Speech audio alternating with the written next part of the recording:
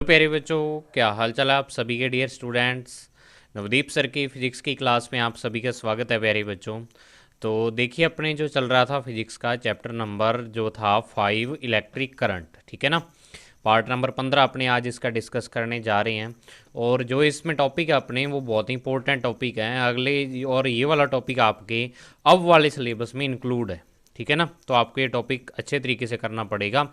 और ये topic base है इससे आगे वाले दो टॉपिक्स का। अगर ये टॉपिक आपको नहीं आते तो फिर आप आगे वाले टॉपिक नहीं कर सकते बच्चों। तो क्या क्या टॉपिक है? एक तो सेल है, एक इलेक्ट्रोमोटिव फोर्स, टर्मिनल वोल्टेज और इंटरनल रेजिस्टेंस। यानी इनकी डेफिनेशन ही है, ज़्यादा लंबा चौड़ा काम नहीं है इसमें, ठीक है ना। डेफिनेशन वगैरह ही पढ़नी है अपने को इसकी। तो अगर आप अच्छे तरीके से समझोगे तो आपको बहुत बढ़िया समझ आ जाएगा। ट्राई करते अपने मिलके इसको समझने की। तो स्टार्ट करते हैं बच्चों आज की वीडियो एक नई एनर्जी के साथ डियर स्टूडेंट्स। तो देखिए बच्चों, अपने आज जो पढ़ेंगे पहले सेल के बारे में पढ़ेंगे, फिर सेल का जो इलेक्ट्रोमोटिव फोर्स होता है, फिर टर्मिनल वोल्टेज और फिर इंटरनल रेजिस्टेंस, ठीक है। ये चार चीज़ें पढ़ेंगे। और ये वाला जो टॉपिक है ना, जो आपके क्या है, इलेक्ट्रोकेमिस्ट्री का टॉपिक है, केमिस्ट्री में उससे रिलेटेड है ये वाला टॉपिक। उसमें आप ज़्यादा डिटेल में पढ़ोगे इसके बारे में। अपने जो फिजिक्स में है वो ओनली इसका इंट्रोडक्शन सा ही है, ज़्यादा यानी लंबा चौड़ा या ज़्यादा डीपली ये टॉपिक नहीं है अपने फिजिक्स में, ठीक है। तो जितना है उतना समझते हैं अपने। देखो क्या कि इलेक्ट्रिक सेल क्या होता है। सबसे पहले, electric cell is a device which provide and maintain the electric current in an electric circuit. यानी क्या करता है कि इलेक्ट्रिक का जो सेल होता है वो एक डिवाइस होती है अपने पास, और वो काम क्या करती है वो वाली डिवाइस, कि कोई भी अपने पास अगर इलेक्ट्रिक सर्किट है तो उसमें करंट प्रोवाइड करना और करंट को मेंटेन रखने का काम करता है, ठीक है ना। तो आपने देखा होगा घरों में जो आपके बैटरी वगैरह होती है या रिमोट होते हैं या घड़ियाँ होती हैं, तो उसमें क्या है कि उनकी मोटर को चलाने के लिए या उनकी सुइयों को चलाने के लिए या रिमोट में अपने क्या है कि उसको चैनल को चेंज करने के लिए क्या चाहिए, उसके अंदर सेल डालते हैं अपने, ठीक है। तो वो एक इलेक्ट्रिक सेल का ही एग्जाम्पल है। तो वो क्या करता है कि इलेक्ट्रिक करंट प्रोवाइड करता है। आप देखना रिमोट के अंदर हो चाहे घड़ी के अंदर हो, वहाँ पे एक इलेक्ट्रिक सर्किट लगा होता है। उस इलेक्ट्रिक सर्किट को जो करंट प्रोवाइड करता है, उसको चलाने का जो काम करता है वो क्या करता है, इलेक्ट्रिक सेल करता है, ठीक है। और लैब में जब आप सेल देखोगे ये, तो आपको बैटरी मिलेगी वहाँ पे, ठीक है ना। बैटरी भी क्या होती है, एक तरह का इलेक्ट्रिक सेल ही होती है। जो बैटरीज अपने वहाँ पे देखेंगे वो इसको बैटरी भी बोल देते हैं सामान्य अपने बोलचाल की भाषा में, लेकिन इसको फिजिक्स में अपने इलेक्ट्रिक सेल कहते हैं, ठीक है। तो आपको पता लग गया अभी काम क्या आता है, इलेक्ट्रिक करंट को जनरेट करने में, सर्किट में फ्लो करवाने में और उसको मेंटेन रखने में सर्किट में, ठीक है। अब इसमें होता क्या है कि it converts chemical energy to electric energy. मतलब जो इलेक्ट्रिक सेल होता है ना, इसमें अपने क्या करते हैं, केमिकल एनर्जी को इलेक्ट्रिक एनर्जी में चेंज करते हैं। फिर उसमें कुछ केमिकल्स डाल देते हैं, वो केमिकल्स आपस में रिएक्शन करके और क्या करते हैं, अपने को इलेक्ट्रिक एनर्जी प्रोवाइड करते हैं। यानी वो खुद उनमें केमिकल एनर्जी स्टोर होती है, वो केमिकल एनर्जी किस में चेंज हो जाती है, इलेक्ट्रिक एनर्जी में चेंज हो जाती है, ठीक है। ये सेल में प्रोसेस होती है, ठीक है। तो अब सेल की आपको स्ट्रक्चर दी हुई है यहाँ पे कि जनरली जो सेल होता है उसकी स्ट्रक्चर क्या होती है कि इसमें दो क्या होते हैं, मेटल के या एलॉय के क्या होते हैं, इलेक्ट्रोड लगे होते हैं। ये मेटल के हो सकते हैं, एलॉय के भी हो सकते हैं, ठीक है। दो ये क्या है, इलेक्ट्रोड्स हैं। मतलब आप ऐसे कह सकते हो कि मेटल की दो रॉड्स होती हैं, ठीक है ना। दो क्या होती हैं, रॉड्स होती हैं। तो वो बनी हुई, ये मान लो कि जो आपके लैब में काम आता है, जिंक रॉड आती है वहाँ पे काम में। तो एक जिंक रॉड हो सकती है, दोनों अलग अलग होते हैं टर्मिनल, इनको सेल के टर्मिनल बोल देते हैं, दो रोड्स को, ठीक है। और इन दोनों टर्मिनलों को अपने क्या कर देते हैं, दोनों रोड्स को एक इलेक्ट्रोलाइट में क्या कर देते हैं, इनको इमर्स कर देते हैं, मतलब उसके अंदर डुबो देते हैं उसको, ठीक है ना। इमर्स कर देते हैं मतलब डुबो देते हैं। तो अब होता क्या है कि इन दोनों की रिएक्शन से कि क्या जो ये वाले इलेक्ट्रोड्स है और ये वाला जो इलेक्ट्रोलाइट है, इलेक्ट्रोलाइट में भी दो टाइप के आयन होते हैं, वो आप इलेक्ट्रोकेमिस्ट्री में पढ़ोगे कि ये प्रोसेस कैसे होती है, वहाँ पे आपके रिएक्शन के थ्रू भी इसको समझाया हुआ है, ठीक है ना। तो यहाँ कोई रिएक्शन नहीं है, कोई कुछ और नहीं है, ओनली इसकी जनरल इन्फॉर्मेशन दी हुई है। तो वही डिस्कस कर रहा हूँ मैं यहाँ पे। ज़्यादा डिटेल में नहीं तभी बता रहा क्योंकि आप केमिस्ट्री में पढ़ लोगे और फिजिक्स में इतना है भी नहीं। तो दो टर्मिनलों को अपने एक इलेक्ट्रोलाइट में इमर्स कर देते हैं, मतलब डुबो देते हैं उसके अंदर। तो अब ये दोनों इलेक्ट्रोड इस जो इलेक्ट्रोलाइट है इसके साथ रिएक्शन करते हैं, और इससे क्या होता है कि ये दोनों इलेक्ट्रोड अपने इस टाइप से लेते हैं कि एक पर पॉजिटिव चार्ज आ जाता है और एक पर नेगेटिव चार्ज आ जाता है। ये पी का मतलब पॉजिटिव चार्ज वाला ये, और एन का मतलब नेगेटिव चार्ज वाला। इसको अपने सेल्स के हिसाब से जो अपने नाम देते हैं ना, कैथोड, एनोड, ये अलग अलग इनके नाम होते हैं, ठीक है ना, सेल्स के हिसाब से होते हैं ये। किसी में कैथोड पॉजिटिव होता है, किसी में नेगेटिव होता है, एनोड किसी में पॉजिटिव किसी में नेगेटिव, वो अलग अलग सेल के टाइप से आता है, ठीक है। तो समझ आई क्या होता है कि इसमें क्या आ जाएगा, एक रोड पॉजिटिव चार्ज हो जाएगा और एक पे नेगेटिव चार्ज हो जाएगा। अब इससे होगा क्या, देखो कि एक पर पॉजिटिव चार्ज है एक पर नेगेटिव, तो अगर मैं इसका पोटेंशियल लिखूं तो ये वाला पोटेंशियल पॉजिटिव होगा, और इधर वाले का पोटेंशियल लिखूं अगर तो इसका पोटेंशियल नेगेटिव होगा। तो मतलब दोनों रॉड्स के बिटवीन क्या हो जाता है, एक पोटेंशियल डिफरेंस जनरेट हो जाता है, ठीक है ना। ये V यहाँ पे क्या हो जाता है, पोटेंशियल डिफरेंस जनरेट हो जाता है। और आपको पता है, मैंने आपको जब पोटेंशियल वाला चैप्टर करवाया था उसके स्टार्टिंग में बताया था कि करंट के फ्लो होने के लिए पोटेंशियल डिफरेंस होना जरूरी है। जैसे कि मैंने वहाँ पे एग्जांपल दिया था, वाटर के फ्लो होने के लिए प्रेशर का क्या होना चाहिए, डिफरेंस होना जरूरी है, तभी अपने टंकी को ऊपर रखते हैं छत के। ये वाला एग्जांपल दिया था मैंने वहाँ पे कि टंकी को छत के ऊपर रखते हैं और नीचे अपने जो नल होते हैं उनमें पानी आता है। जितनी आप टंकी ऊपर रखोगे उतना ज़्यादा प्रेशर से पानी आएगा। तो उसका कारण यही है, रीज़न यही है कि वो हाई प्रेशर से लो प्रेशर की तरफ क्या होता है, वाटर का फ्लो होता है। तो बिल्कुल उसी तरीके से पॉजिटिव और नेगेटिव दो टर्मिनल हैं, तो पॉजिटिव वाले का पोटेंशियल हाई हो जाता है, नेगेटिव वाले का पोटेंशियल लो हो जाता है। तो दोनों के जो पोटेंशियल है उनके बिटवीन डिफरेंस जनरेट हो जाता है, और इस पोटेंशियल डिफरेंस के कारण ही जो अपना सर्किट है उसमें पॉजिटिव टू नेगेटिव क्या होने लगता है, करंट फ्लो होने लग जाता है, ठीक है ना। तो अपने क्या है, सेल पता लग गया आपको भी, सेल करंट फ्लो कैसे करवाता है भाई। दो इलेक्ट्रोड को इलेक्ट्रोलाइट में डुबो देते हैं, उससे ऐसी रिएक्शन होती है कि एक पॉजिटिव एक नेगेटिव, दोनों के मध्य पोटेंशियल, दोनों के बिटवीन पोटेंशियल डिफरेंस जनरेट हो जाता है। और ये इसका क्या है, ये तो चलो अपने जो इसकी जनरल शेप है वो बना दी है, लेकिन फिजिक्स में अगर इसी सर्किट को अपने को शो करना हो तो जो ये पी और एन जो इसके क्या है दो टर्मिनल हैं, इनको अपने क्या करते हैं, इससे शो करते हैं। पॉजिटिव वाले को थोड़ा बड़ा बनाते हैं और नेगेटिव वाले को थोड़ा छोटा बनाते हैं, ठीक है। और अपने क्या किया हुआ है, यहाँ पे एक रेजिस्टेंस कनेक्ट किया हुआ है, तो ये रेजिस्टेंस कनेक्ट कर दिया और यहाँ पे शो कर दिया कि इससे क्या हो रहा है, आई करंट फ्लो हो रहा है अपने सर्किट में। ये इसका क्या है, सिंबॉलिक फॉर्म है। ये तो अपने जनरल डायग्राम आ गया उसका। अब देखो कैपेसिटर है, जैसे कैपेसिटर एक्चुअल में तो उसकी शेप अलग होती है, लेकिन उसका जो सिंबल अपने वो यही यूज करते हैं हर जगह। तो ये सिंबॉलिक फॉर्म है, अपने सेल को सिंबॉलिक फॉर्म में इस टाइप से यूज करते हैं, मतलब सर्किट में अगर शो करना हो तो अपने इस टाइप से उसको शो करेंगे। समझ आई बात। अब जो कहानी मैंने बताई है वो मैंने शॉर्ट में यहाँ पे लिख दी, अगर डिटेल में पढ़ना चाहो तो डिटेल में बुक में दी हुई है, वहाँ से पढ़ सकते हो आप। समझ आई बात। देखो क्या है कि an electric cell has two electrodes as shown in figure P and N, यानी एक पॉजिटिव और नेगेटिव दो इलेक्ट्रोड होते हैं, which are immersed in an electrolyte, जो कि एक इलेक्ट्रोलाइट में इमर्स किए हुए होते हैं, मतलब उसमें डुबो के रखते हैं अपने इन दोनों को, ठीक है। These electrodes exchange electrons with electrolyte, ये जो इलेक्ट्रोड्स है ये क्या करते हैं कि अपने इलेक्ट्रॉन्स को एक्सचेंज कर लेते हैं, किसके साथ, इलेक्ट्रोलाइट के साथ।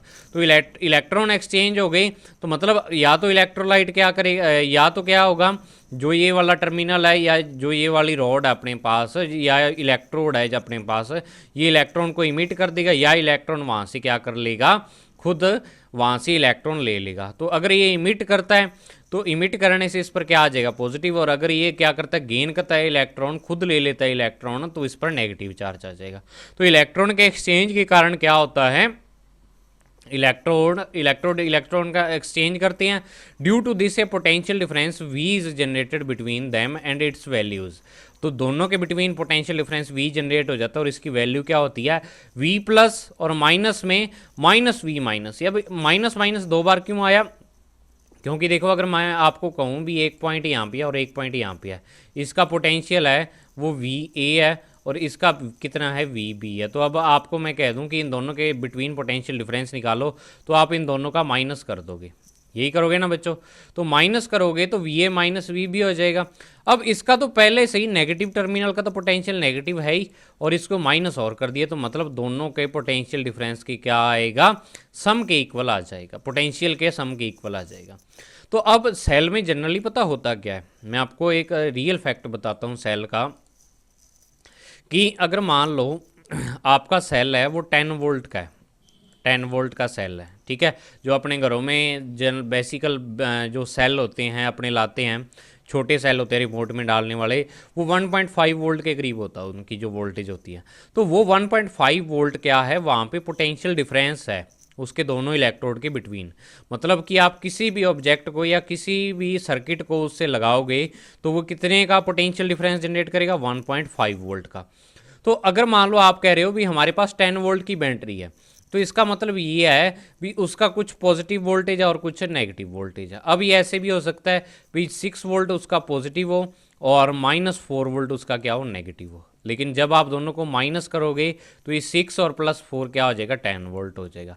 मतलब कि अपने क्या कर सकते हैं, अब अपने ऐसे मानते हैं फिजिक्स में जो चीज़ ये मानते हैं अपने, वो ये चीज़ मानते हैं, देखो कि ये 10 वोल्ट की बैटरी है ना, तो अपने जो ये 10 वोल्ट है इसका ही मान लेते हैं भी, इसका क्या है 10 वोल्ट पोटेंशियल है और इसका क्या है 0 वोल्ट है। ये नेगेटिव वाले को अपने किस पे मान लेते हैं, 0 वोल्ट पे मान लेते हैं। हालांकि इसका पॉजिटिव, हालांकि जो इसका पोटेंशियल है वो नेगेटिव होता है, लेकिन अपने कंपैरिजन करते हैं भी। अब अगर मान लो कि एक नंबर आपके पास 3 है और एक -2 है, तो मतलब इन दोनों में डिफरेंस कितना आ रहा है, 5 का आ रहा है।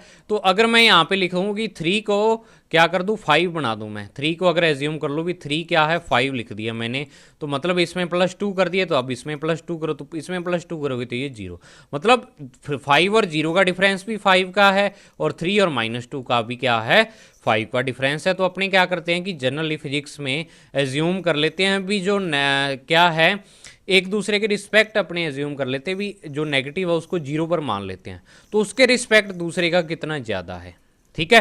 तो 10 वोल्ट अपने 10 वोल्ट की बैटरी है, तो अपने ऐसे एज्यूम करते हैं भी पॉजिटिव का 10 वोल्ट पोटेंशियल और नेगेटिव का 0 वोल्ट है, दोनों का पोटेंशियल डिफरेंस 10 वोल्ट आ रहा है। लेकिन एक्चुअल में ऐसा नहीं होता है, अपने मानते हैं ऐसे हैं, लेकिन एक्चुअल में ऐसा नहीं होता है बच्चों। समझ आई इतनी बात आपको? तो ये आपके समझ आ गई होगी ये चीज़ इलेक्ट्रिक सेल के बारे में, और पोटेंशियल डिफरेंस क्या होता है वो। अब जो चीज़ आती है मेन, वो आती है इलेक्ट्रोमोटिव फोर्स या ईएमएफ ऑफ सेल। ईएमएफ क्या होता है, तो देखो डेफिनेशन, इसकी डेफिनेशन ये है, ज़्यादा डिटेल नहीं है इसकी, कि when cell is in open circuit it means no current is drawn from the cell, then the potential difference across its electrodes is known as electromotive force या EMF and it is shown by क्या है, ई, ठीक है। ये क्या है, ईटा का sign है, वैसे तो ये लैटिन लैंग्वेज होती है जो उसका सिंबल है, जैसे आप अल्फा लिखते हो, बीटा लिखते हो, गामा लिखते हो, ठीक है, ये सारे सिंबल वहीं से हैं। तो इसको ईटा बोल देते हैं वैसे तो, क्योंकि ई शेप का होता है ये, लेकिन अपने जनरली इसको क्या कर देते हैं, सिंपल बोलने के लिए ई बोल देते हैं, ठीक है ना। वैसे ईटा है, लेकिन पोटेंशियल को शो करने के लिए, सॉरी ईएमएफ को शो करने के लिए अपने क्या यूज करते हैं, इस सिंबल का यूज करते हैं। तो अब इसका मतलब क्या है इलेक्ट्रोमोटिव फोर्स का, वो देखो। इसका मतलब है भी जब सेल आपका ओपन सर्किट में होता है, यानी सेल से अपने no current is drawn from the cell, यानी सेल से कोई भी करंट फ्लो नहीं हो रहा होता, then potential difference across its electrodes is known as electromotive force, it is shown by eta, ठीक है। यानी कि आपका जो सेल है या आपकी बैटरी है, उससे अपने क्या कर रही हैं, किसी भी सर्किट में करंट फ्लो नहीं करवा रहे भी। आपके सामने बैटरी पड़ी है, उसकी 2 तारें वैसी पड़ी हैं, 2 टर्मिनल वैसे ही ओपन है, ठीक है ना, उससे कोई सर्किट आपने कनेक्ट नहीं कर रखा। तो आप मुझे ये बताओ कि जब आप कोई सर्किट ही नहीं कनेक्ट करोगे तो करंट फ्लो होगा उससे? कोई करंट फ्लो नहीं होगा। अभी आपको मैंने कह दिया भी एक सेल ले आए आप दुकान से, उस दुकान से सेल लाए को आपने वैसे का वैसे रख दिया, तो अब उसका क्या है, उससे कोई करंट फ्लो नहीं हो रहा, मतलब वो ओपन है, दोनों टर्मिनल उसकी ओपन है, वो उसको अपने कनेक्ट कर सकते हैं दोनों टर्मिनल को, लेकिन किया नहीं हुआ कहीं पे भी। तो उस टाइम में जो उसके दोनों टर्मिनलों के बिटवीन पोटेंशियल डिफरेंस होता है, दोनों इलेक्ट्रोड के बिटवीन पोटेंशियल डिफरेंस होता है, उसको अपने बोल देते हैं सेल का ईएमएफ, ठीक है ना। सेल का क्या बोल देते हैं, ईएमएफ बोल देते हैं, और इसको ईटा से शो करते हैं। मतलब कि अगर मान लो इसको सेल मान लेते हैं, ठीक है ना, ये सेल है, मान लो ये माउस है, वैसे तो इसको सेल मान लेते हैं। तो अगर तो आपने इसको सर्किट में लगा दिया फिर तो क्या अलग बात है, लेकिन अगर आपका ऐसे का ऐसे ही पड़ा हुआ, भी आपको मैं कह दूं भी ये आपके पास क्या है, एक सेल है, आपने हाथ में ऐसे पकड़ रखा है, तो अब जो इस कंडीशन में जो इसके दोनों टर्मिनल होंगे, दोनों टर्मिनलों के बिटवीन क्या पोटेंशियल डिफरेंस होगा, उस पोटेंशियल डिफरेंस को ही अपने क्या बोल देंगे, इसका ईएमएफ बोल देंगे बच्चों। समझ आई? ईएमएफ क्या होता है, मतलब आपका सेल कनेक्ट नहीं होना चाहिए सर्किट में, सीधी सी बात ये है, तो उसकी जो वोल्टेज होगी उसको ईएमएफ बोल देते हैं। दूसरी चीज़ कि जो ईएमएफ है इसमें इलेक्ट्रोमोटिव फोर्स इसका जरूर नाम है, लेकिन फोर्स से इसका कोई लेना देना नहीं है। ये इसका पुराना यानी कन्वेंशनल फॉर्म, यानी जो परंपरागत रूप से बात चलती आ रही है वही नाम इसको दे दिया, लेकिन इसका फोर्स से कोई लेना देना नहीं होता। भी ऐसे नहीं भी ये कोई फोर्स होता है, एक्चुअल में ये वोल्टेज ही होती है। पोटेंशियल डिफरेंस क्या होता है, वोल्टेज ही होती है। ये वोल्टेज कब होती है सेल की, जब आपका सेल सर्किट में नहीं लगा हुआ। इतनी बात है, ठीक है।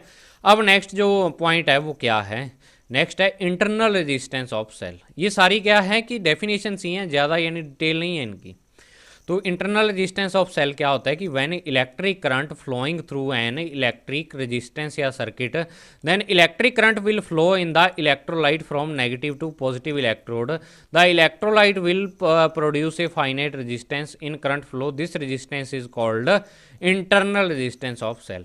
अब आप क्या करना, इस पूरी डेफिनेशन को एक बार खुद पढ़ना, अभी वीडियो को यहीं पॉज करके डेफिनेशन पढ़ के समझ के देखना है। इसको समझा तो मैं अभी दे दूंगा आपको, लेकिन इसको खुद देखना आप अभी खुद कितना पल्ले पड़ा आपके, ठीक है। अब आ जाओ इसको समझने पर। अब ये कहता है कि अगर मान लो आपने बिल्कुल इसी तरीके से किसी सेल को एक सर्किट से जोड़ दिया, मतलब कि आपने यहाँ पे एक रेजिस्टेंस लगा लिया, जैसे आर रेजिस्टेंस है, ये आर रेजिस्टेंस कनेक्ट कर दिया, तो अब ये क्या बन गया है, अब इसके दोनों टर्मिनलों के बिटवीन आपने एक सर्किट लगा दिया, तो अब इस दोनों टर्मिनलों के बिटवीन एक क्लोज्ड सर्किट बन गया, मतलब सेल आपका अब क्लोज्ड सर्किट के अंदर है, ठीक है ना, क्लोज सर्किट के अंदर है। तो जब अपने सर्किट क्लोज कर देंगे तो अब सेल से क्या होने लग जाएगा, करंट फ्लो होने लग जाएगा। समझ आई? जब सेल आपका क्लोज सर्किट में होगा तो तब क्या होगा, यानी किसी न किसी सर्किट के साथ अटैच किया हुआ होगा, तो उससे करंट फ्लो होने लग जाएगा सर्किट में। तो अब क्या होगा कि जब ये करंट फ्लो होगा तो आपको पता है करंट ऐसे जाएगा, फिर ऐसे जाएगा, पॉजिटिव से चलेगा, पॉजिटिव से चलता चलता ऐसे जाएगा।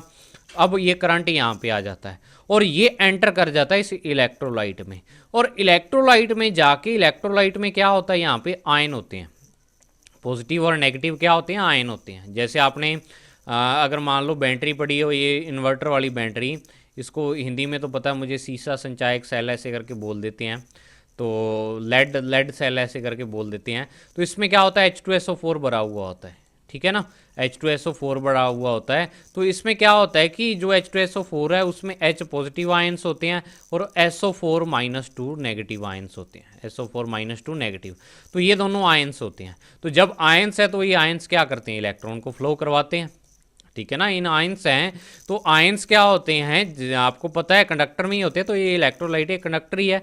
तो अब जब करंट यहाँ पे आएगा तो ये करंट इसके अंदर भी फ्लो होगा, तो इसके अंदर अगर मैं बात करूँ तो B/A यानी नेगेटिव से पॉजिटिव की तरफ करंट फ्लो होगा, और ये करंट किसके थ्रू फ्लो होगा, इस इलेक्ट्रोलाइट के थ्रू फ्लो होगा। और इस इलेक्ट्रोलाइट में आपको पता है पॉजिटिव और नेगेटिव आयन होते हैं, और ये आयन इलेक्ट्रॉन के कंपेरिजन में बहुत ज़्यादा बड़े होते हैं, ठीक है।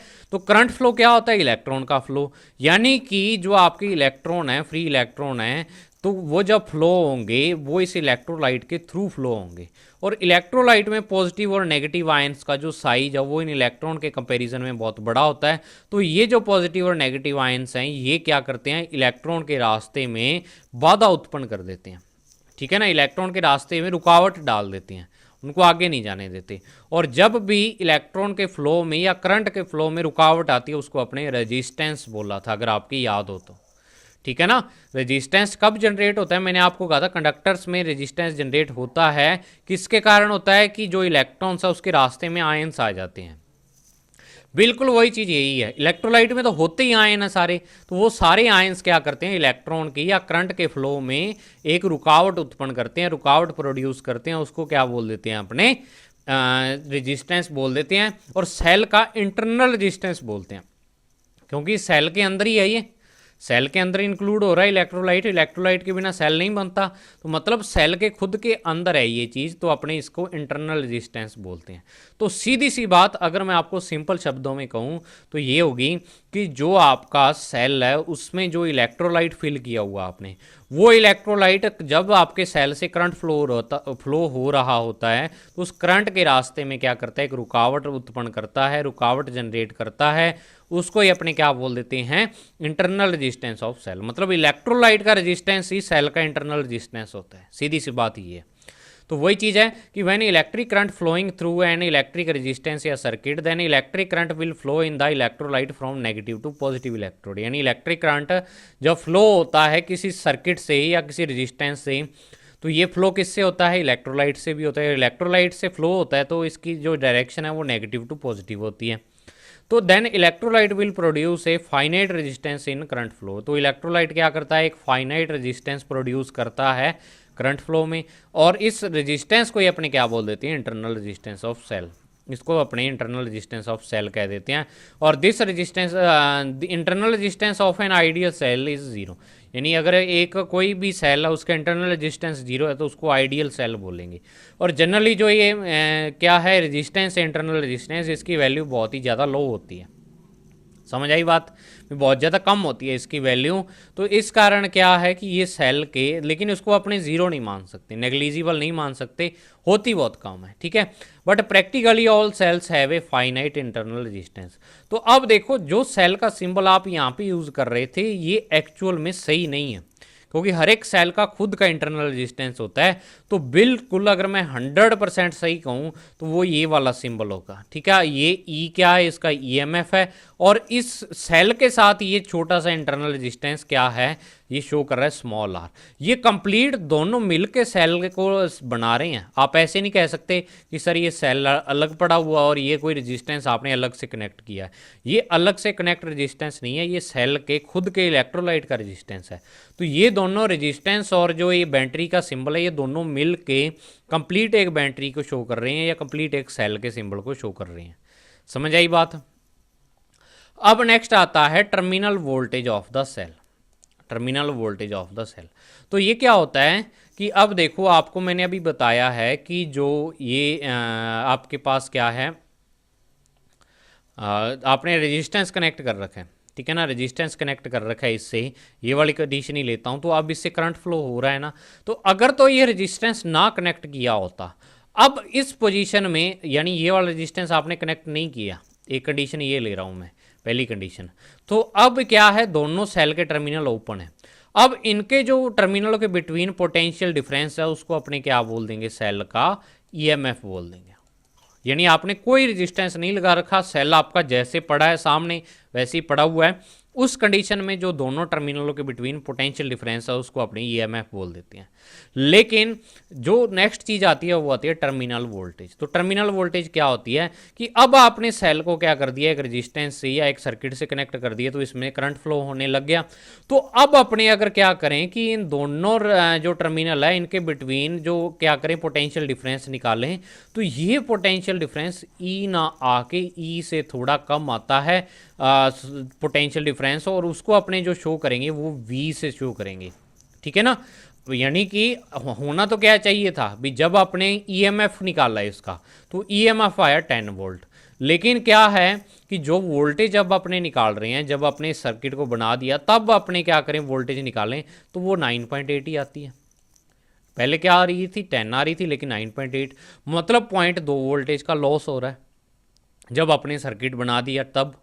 अब ये 0.2 वोल्टेज का लॉस क्यों हो रहा है वो देखो, ठीक है।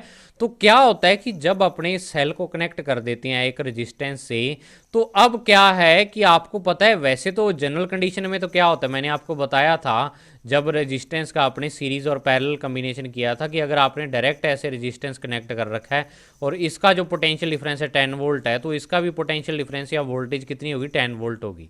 अगर आपका रेजिस्टेंस डायरेक्ट कनेक्ट है, जैसे कि पैरेलल कॉम्बिनेशन में होता है रेजिस्टेंसेस के, तो उसका जो पोटेंशियल डिफरेंस है वो जो सेल का पोटेंशियल डिफरेंस है उसके क्या होता है, इक्वल होता है।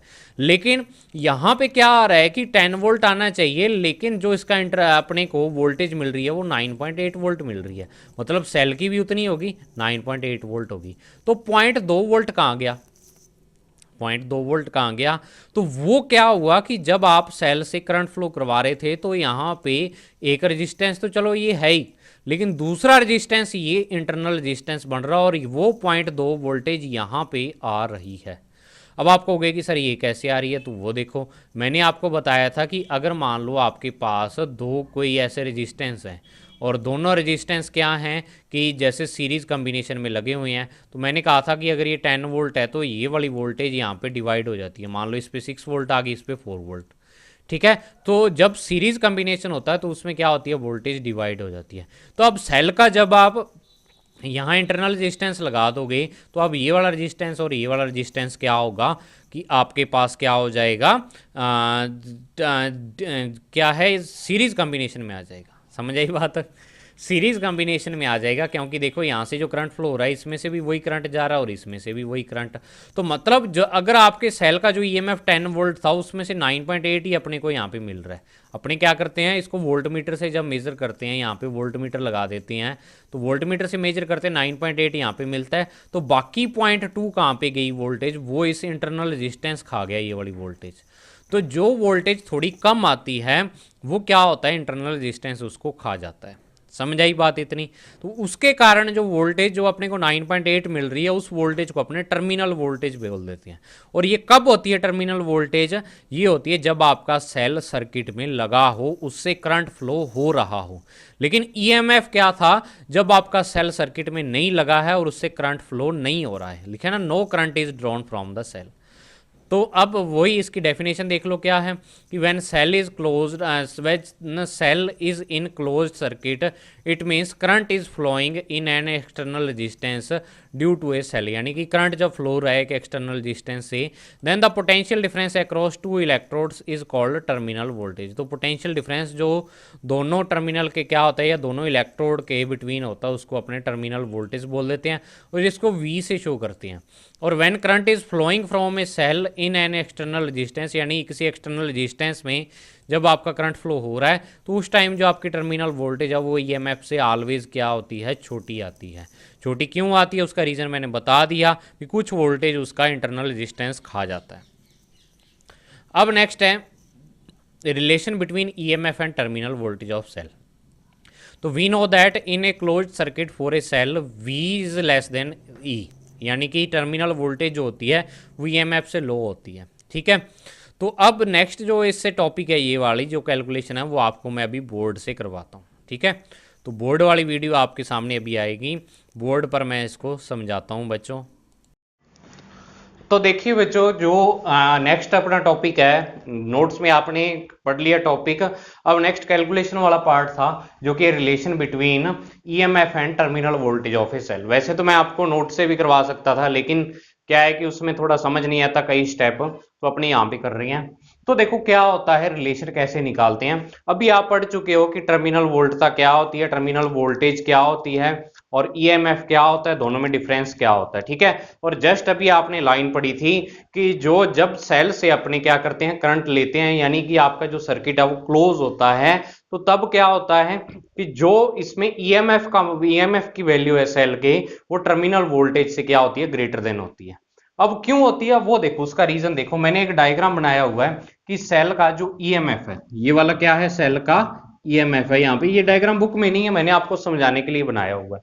ईएमएफ है वो ई है ये वाला, ठीक है ना, ये ई बोलते हैं इसको जनरली अपने। और इंटरनल रेजिस्टेंस इसका स्मॉल आर है, इसका डायग्राम भी आपने देख रखा है, ये कंप्लीट एक सेल को शो करता है, ये कोई रेजिस्टेंस आर अलग से नहीं लगा होता। ठीक है, इंटरनल रेजिस्टेंस इस सेल का स्मॉल आर है, जो कि क्या होता है, इसके इलेक्ट्रोलाइट के कारण क्या होता है कि अपने इस सर्किट में प्रेजेंट होता है। ठीक है ना, इलेक्ट्रोलाइट का रेजिस्टेंस होता है ये स्मॉल आर, जिसको इंटरनल रेजिस्टेंस बोल देते हैं। और ये अब सेल को अपने क्या करिए, एक रेजिस्टेंस से जोड़ दिया, रेजिस्टेंस से कनेक्ट कर दिया, तो इस रेजिस्टेंस का जो पोटेंशियल डिफरेंस है, मतलब यहाँ पे जो वोल्टेज आ रही है इस पे, वो V आ रही है। ठीक है, तो अगर इस सर्किट में मैं I करंट फ्लो मानूं तो इस पर जो वोल्टेज की वैल्यू आएगी वो क्या आ जाएगी, I इंटू कैपिटल R, किससे, ओम्स लॉ से। समझ आई? और अगर मैं इस इंटरनल रेजिस्टेंस पर वोल्टेज की बात करूं तो I इंटू स्मॉल आर इस पे आ जाएगी। अब ये ऐसा क्यों होता है कि जैसे आपने पढ़ा हुआ है भी, मान लो अगर यहाँ पे सीरीज में 3 रेजिस्टेंस लगे हुए हैं और मैंने आपको कह दिया भी ये 10 वोल्ट की बैटरी है। तो मैंने आपको बताया था कि ऐसे करके यहाँ पे वोल्टेज क्या होती है, डिवाइड हो जाती है अकॉर्डिंग टू रेजिस्टेंस, लेकिन टोटल वोल्टेज जो होती है वो इसके इक्वल ही होती है। ठीक है, इसको पोटेंशियल ड्रॉप बोल देते हैं क्योंकि पोटेंशियल होता ही है। तो ये पोटेंशियल और ये वाला पोटेंशियल वैसे तो इक्वली होता है पोटेंशियल डिफरेंस, लेकिन क्या होता है कि हर एक जो रेजिस्टेंस पर ये वोल्टेज डिवाइड हो जाती है या ड्रॉप हो जाती है, इस कारण इसको पोटेंशियल ड्रॉप, इस इंसिडेंट को वोल्टेज जब डिस्ट्रीब्यूट हो जाती है हर एक रेजिस्टेंस पर। तो यहाँ पे भी क्या होता है कि जो टोटल पोटेंशियल अपना वो सेल के ईएमएफ की इक्वल है। ठीक है, अब जब इसको सर्किट में अपने क्लोज कर देंगे, क्लोज सर्किट बना देंगे, तो इससे करंट फ्लो होने लगेगा, आई करंट। तो जब ये फ्लो होगा तो ये वोल्टेज जो ये वाली है, अब इसमें 2 रेजिस्टेंस आपकी सीरीज में लगे हुए हैं, सीरीज में लगे हैं, तो कुछ वोल्टेज यहां पे आ जाती है, कुछ यहां पे। हालांकि यहां वाली वोल्टेज अगर मान लो 10 वोल्ट मानते हो आप, तो आप ऐसे कह सकते हो कि 9.8 तो यहां पे आती है और 0.2 वोल्ट यहां पे जाती है, यानी कि उस जो इंटरनल रेजिस्टेंस है उसकी वैल्यू बहुत ही लो होती है, कम होती है, लेकिन इतनी भी कम नहीं होती कि अपने उसको नेग्लिजिबल मान ले। तो कुछ वोल्टेज यहाँ पे ड्रॉप आ जाती है, कुछ यहाँ पे, तो अपने को क्या मिलता है, जो ये पोटेंशियल डिफरेंस है इसको ही अपने क्या बोल देते हैं, टर्मिनल वोल्टेज बोल देते हैं। कि जब अपने रेजिस्टेंस को लगाते हैं तब जो सेल के एंड्स का क्या होता है, पोटेंशियल डिफरेंस होता है, उसको टर्मिनल वोल्टेज बोलते हैं। ठीक है ना, तो ये क्या है, ईएमएफ है। तो हमेशा क्या होता है, जब भी आप सेल से करंट लोगे या उसको सर्किट में कनेक्ट करोगे, तो जो यहां पर क्या होता है ईएमएफ है, उसकी वैल्यू टर्मिनल वोल्टेज से ग्रेटर देन होती है हमेशा। टर्मिनल वोल्टेज कम होगी, ईएमएफ की वैल्यू ज्यादा होगी। ठीक है, तो अगर मैं यहां से इक्वेशन लिखूं एक, तो वो मैं इक्वेशन इस प्रकार लिख सकता हूं कि वी नो दैट जैसे अपने सेल का सीरीज कॉम्बिनेशन किया था कि E is equal to V plus I R लिख सकता हूं, क्योंकि देखो V वोल्टेज तो यहां पे है और I स्मॉल r कहां पे है, यहां पर है, इस रेजिस्टेंस पर। ठीक है, तो ऐसे लिख सकता हूं। तो अब अगर मैं यहां से V की वैल्यू निकालूं तो वो E माइनस आई आर आएगी। इसको कंबाइन फॉर्म में मैं इक्वेशन फर्स्ट लिख देता हूं। फर्स्ट फॉर्मूला तो आपका ये है, ये किसका है, टर्मिनल वोल्टेज का है, टर्मिनल वोल्टेज। या आप कह सकते हो कि सेल आपका जब क्लोज्ड सर्किट में है तब ये फॉर्मूला अपने यूज करते हैं। समझ आई इतनी बात। अब नेक्स्ट है, यहां पे 2 फॉर्मूले में और निकालने जा रहा हूं। पहला तो है इंटरनल रेजिस्टेंस का, ठीक है ना, इंटरनल रेजिस्टेंस का फॉर्मूला। तो अगर मैं इस इक्वेशंस की बात करूं फ्रॉम इक्वेशन फर्स्ट, ये मैं आपको नोट्स में भी बता सकता था, नोट से करवा रहा था, लेकिन कई बच्चों को दिक्कत होती है कि सर कैसे उल्ट पुल्ट किया, वो मिक्स हो जाता है उनका, तो तभी करवा रहा हूँ। इक्वेशन फर्स्ट से अगर मैं आई स्मॉल आर की वैल्यू लिखूं, आई इंटू स्मॉल आर, तो ये आ जाएगा ई माइनस वी, ये वी इधर आ जाएगा, माइनस का हो जाएगा। और अगर आर की वैल्यू लिखूं तो ई माइनस वी अपॉन सॉरी यहाँ पे आ जाएगा आई, ये आई कहां चला जाएगा, अपॉन में। एक तो फॉर्मूला ये आ गया इंटरनल रेजिस्टेंस का, किसकी फॉर्म में, करंट की फॉर्म में। ठीक है, अब नेक्स्ट देखो, अगर अपने डायग्राम से देखें तो V की वैल्यू है वो IR की इक्वल है। इस V की वैल्यू, ये वाला V है यानी टर्मिनल वोल्टेज, वो IR की इक्वल है। ठीक है, तो अब देखो अगर मैं यहां से I की वैल्यू निकालूं तो वो V अपॉन R आ जाएगी। ठीक है, तो ये आ जाएगा R is equal to E minus V. इस V अपॉन R को यहां रख देते हैं, तो ये V और अपॉन में R आता है, लेकिन ये R ऊपर चला जाएगा, तो इसको मैं यहां मल्टीप्लाई में लिखता हूं। ये वाली वैल्यू है, ये किसकी फॉर्म में है, वोल्टेज की फॉर्म में। ठीक है, इंटरनल रेजिस्टेंस के 2 फॉर्मूले आ गए, एक वोल्टेज और रेजिस्टेंस की फॉर्म में और एक करंट की फॉर्म में। समझ आई इतनी बात। अब अगर मैं दूसरा फॉर्मूला निकालना चाहूं यहां पे, वो फॉर्मूला ईएमएफ का है। किसका है, ईएमएफ का। तो अब देखो ईएमएफ का फॉर्मूला कैसे लिखे, सॉरी ईएमएफ का नहीं, करंट का फॉर्मूला, सॉरी, कि जो इस सर्किट में करंट फ्लो हो रहा है उसका फॉर्मूला है। ईएमएफ तो लिख ही दिया आपने, करंट की वैल्यू निकालते हैं। तो अब दोबारा फ्रॉम इक्वेशन फर्स्ट मैं लिखूं, फ्रॉम इक्वेशन फर्स्ट, तो देखो E इज इक्वल टू, यहां V प्लस आई आर से V प्लस आई आर, ये इक्वेशन थी, तो E इज इक्वल टू, इसको I कैपिटल R लिखता हूं और इसको I स्मॉल।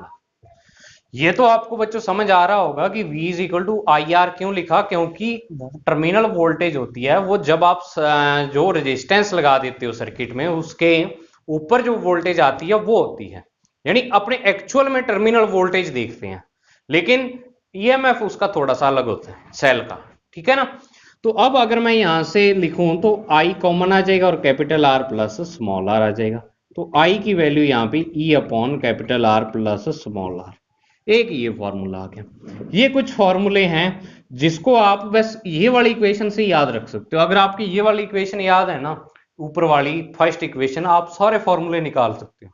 सिंपल कैलकुलेशन और कुछ नहीं है। ठीक है ना। तो तभी मैंने फॉर्मूले आपको ये अलग करवाए हैं, क्योंकि कैलकुलेशन कई बच्चों के समझ नहीं आती है। अब नेक्स्ट कुछ पॉइंट हैं जो अपने नोट से देख लेते हैं भी क्या क्या पॉइंट हैं, और इसको भी एक बार मैं आपको नोट से दिखा देता हूं बच्चों। ठीक है ना। से आपने समझ लिया, फॉर्मूले निकाल लिए, तभी मैंने बोर्ड पर करवाया था कि कई बच्चों को दिक्कत आ जाती है यहाँ पे फॉर्मूले ये कैसे किया कैलकुलेशन। तो बोर्ड पर आपने सारा समझ लिया, इंटरनल रेजिस्टेंस का फॉर्मूला निकाल लिया, करंट का फॉर्मूला निकाल लिया, सारे फॉर्मूले आपके पास आ गए। अब नेक्स्ट एक लाइन हम वो पढ़ के इसको एंड करते हैं। देखो क्या है आपके पास कि if cell is being charged.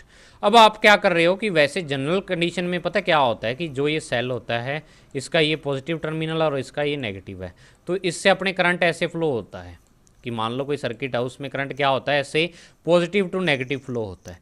लेकिन जब अपने सेल को क्या करते हैं बच्चों, चार्ज करते हैं, सेल को क्या करते हैं, चार्ज करते हैं, तो वो चार्ज किसी ना किसी और सेल को लगा के करेंगे। अगर डीसी है तो क्या करेंगे, किसी ना किसी और सेल को इसके साथ क्या कर देंगे, कनेक्ट कर देंगे। समझ आई बात। तो कनेक्ट कर देंगे इसके साथ, तो क्या होगा बच्चों, देखो आपके पास जो ये आएगा सेल, यानी आपको अगर मान लो मैं एक एग्जांपल के थ्रू बताऊं तो यहाँ पे 5 वोल्ट का सेल लगा है, इसको चार्ज करना है, तो आपका दूसरा सेल क्या होना चाहिए, 10 वोल्ट का होना चाहिए, मतलब इससे बड़ा होगा फिर ही तो चार्ज करेगा, अपनी एनर्जी इसको देगा। ठीक है ना। तो अब क्या होगा, अब ये वाला सेल इसको चार्ज करेगा और इस सेल के अंदर अब करंट फ्लो होगा। मतलब कि आप समझने वाली चीज़ यहाँ पे ये है कि जब सेल से अपने करंट ले रहे होते हैं तो करंट की डायरेक्शन क्या होती है, बाहर आउटसाइड होती है, पॉजिटिव टू नेगेटिव होती है। लेकिन जब सेल को अपने करंट दे रहे होते हैं तो जो करंट की डायरेक्शन होती है वो नेगेटिव टू पॉजिटिव होती है। ठीक है ना। तब अब करंट इसके ऐसे जा रहा होता है। समझ आई बात। तो सेल को जब अपने चार्ज करेंगे तो करंट की डायरेक्शन चेंज हो जाएगी। तो जो ये वाला फॉर्मूला था V is equal to E minus I R वाला, तो ये वाला आई अब माइनस का हो जाएगा डायरेक्शन चेंज होने के कारण, तो ये ई प्लस आई आर होगा। इस कंडीशन में जो आपका ईएमएफ है वो टर्मिनल वोल्टेज से क्या होगा, छोटा होगा। ये एक्सपेरिमेंटल रिजल्ट है और आपको ये ऐसे का ऐसे याद रखना है। ठीक है ना। जब सेल, ये वाला जो फॉर्मूला ये है सेल जब डिस्चार्ज हो रहा हो, और ये वाला फॉर्मूला जब सेल आपका चार्ज हो रहा हो। ठीक है।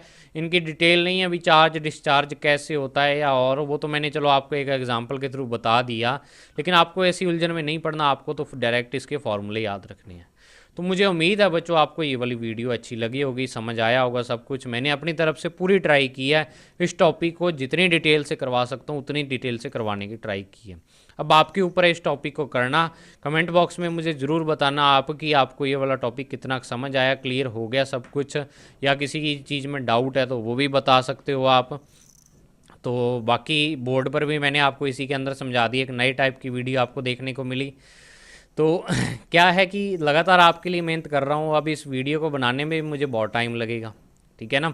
वीडियो जो ये क्या है, मैंने 2-3 पार्ट में ये बनी है, बोर्ड वाली और ये वाली मिक्स करके, तो इसमें टाइम ज़्यादा लगता है।